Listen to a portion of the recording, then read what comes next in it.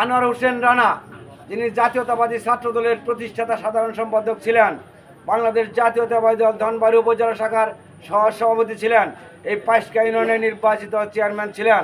আমি তাকে শ্রদ্ধার সঙ্গে স্মরণ করছি। সেই সাথে স্মরণ করছি মীর আমিনুল হক নান্নু, যিনি অবিভক্ত ধনবাড়ী মধুপুরের জাতীয়তাবাদী যুবদলের সভাপতি হিসেবে দীর্ঘদিন দায়িত্ব পালন করেছেন। তাদেরকে আমরা শ্রদ্ধা ভরে স্মরণ করছি।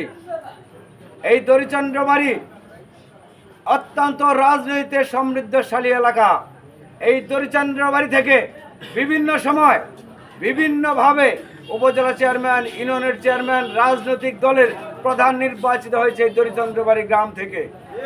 কাজেই রাজনীতিতে এই দরিচন্দ্রবাড়ি সবসময় এগিয়ে। তারা রাজনীতিতে কখনো পিছু হয়নি, তারা এগিয়ে গিয়েছে এবং তারা এলাকার জন্য কাজ করেছে। আজকে এই দরিচন্দ্রবাড়ি বেলতলা আগামী ফেব্রুয়ারির প্রথমার্ধে অর্থাৎ 15 তারিখের পূর্বেই এদেশে একটি জাতীয় সংসদ নির্বাচন অনুষ্ঠিত হবে। যে নির্বাচনটি হবে বিগত দিনের সকল নির্বাচন চাইতে একটি সুষ্ঠু সফল নির্বাচন।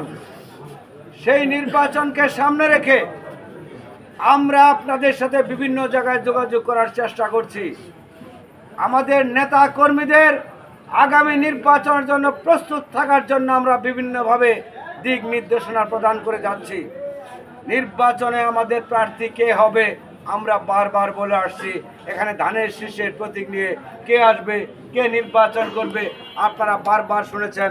আজও বলে যাই, এই ধনবাড়ী মধুপুর থেকে যিনি বিগত 2 বার জাতীয় সংসদ নির্বাচন করেছেন, যিনি এই ধনবাড়ী উপজেলা প্রতিষ্ঠিত করেছেন, এই ধনবাড়ী উপজেলার বিভিন্ন রাস্তাঘাট, স্কুল, কলেজ, মাদ্রাসা, মসজিদ বিভিন্নভাবে উন্নয়ন করেছেন। এই ধনবাড়িবাসীর সুখে দুঃখে তিনি বিগত 24 বছর যাবৎ মানুষের সেবা করে আসছেন। আপনাদের আমাদের সকলের সে প্রিয় নেতা আলহাজ ফকির মাহবানাম সমন সাহেব আগামীতে ধানের শীষে নির্বাচন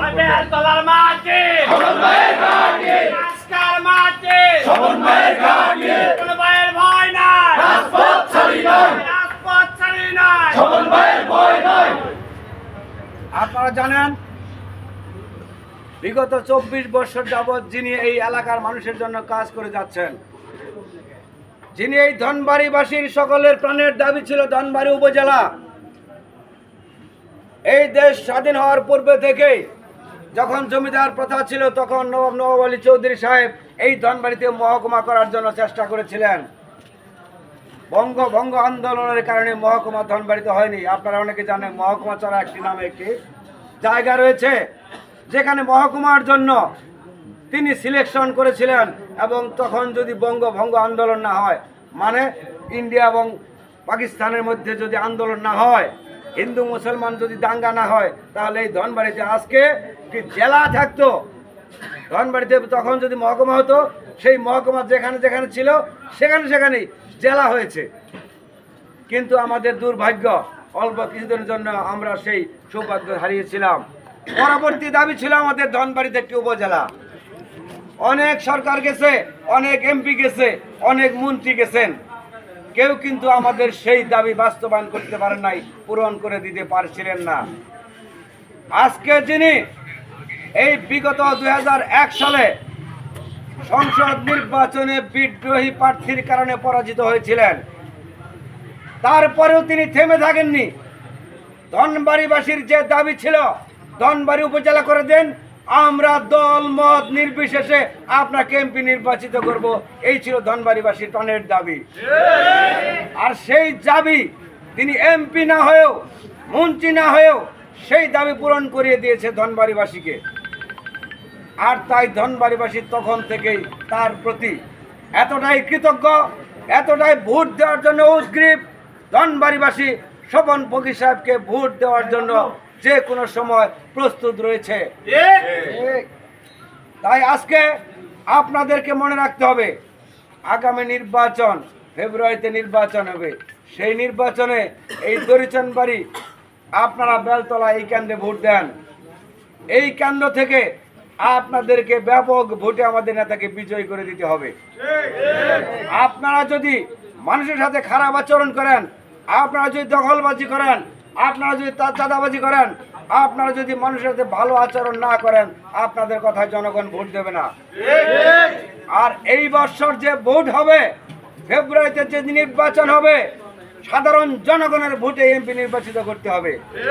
আজ এই জনগণের সাথে আপনাদের সম্পৃক্ততা বাড়াতে হবে, তাদের কাছাকাছি যেতে হবে, তাদেরকে ভালোবাসতে হবে, ভালোবেসে আপনাদের ভোট আদায় করতে হবে।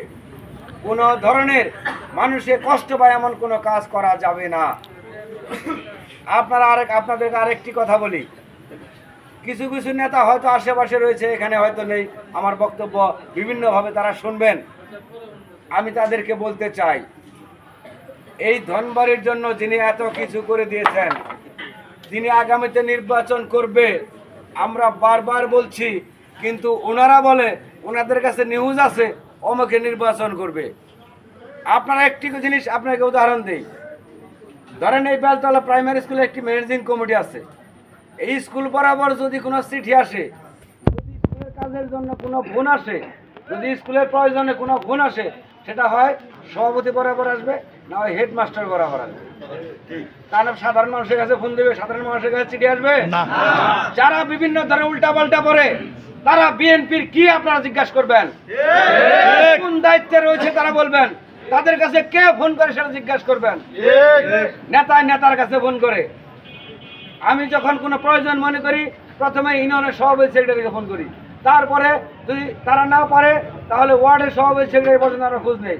তা না হলে ওই ওয়ার্ডে আমাদের বিএনপির সদস্য আছে, উপজেলা বিএনপি, তাদের কাছে জিজ্ঞাসা করি। আমি সাধারণ পাবলিকের কাছে তো সরাসরি যোগাযোগ করব না। কাজে তারা এমন কিছু খবর বলে, যারা পাগল, প্রতিবন্ধী, অবুঝ, তারাই তাদের কথা বিশ্বাস করবে। কিন্তু প্রকৃতপক্ষে যারা দেশ সম্পর্কে, দল সম্পর্কে সচেতন, যারা দলকে ভালোবাসে, তারা ওই পাগল ছাগলের কথা বিশ্বাস করবে না। কাজেই আপনারা দলের চেইন অফ কমান্ড, মানে দলের যে কমিটি রয়েছে, ওয়ার্ড কমিটি রয়েছে, ইউনিয়ন কমিটি রয়েছে, উপজেলা কমিটি রয়েছে, জেলা কমিটি রয়েছে, আমরা যেদিন থাকবো না, তারা যেদিন পদে আসবে, আমরা তাদের কথা মতো রাজনীতি করব। কিন্তু এখন যারা পদে রয়েছে, তাদের কথা মতো তো বিএনপি করলে করতে হবে। কারণ দল কারো ব্যক্তির না, দল একটি নিয়ন্ত্রিত দল, যেটা নিয়ন্ত্রণ করে আমাদের প্রিয় নেতা বিএনপির ভারপ্রাপ্ত চেয়ারম্যান জনাব তারেক রহমান সাহেব।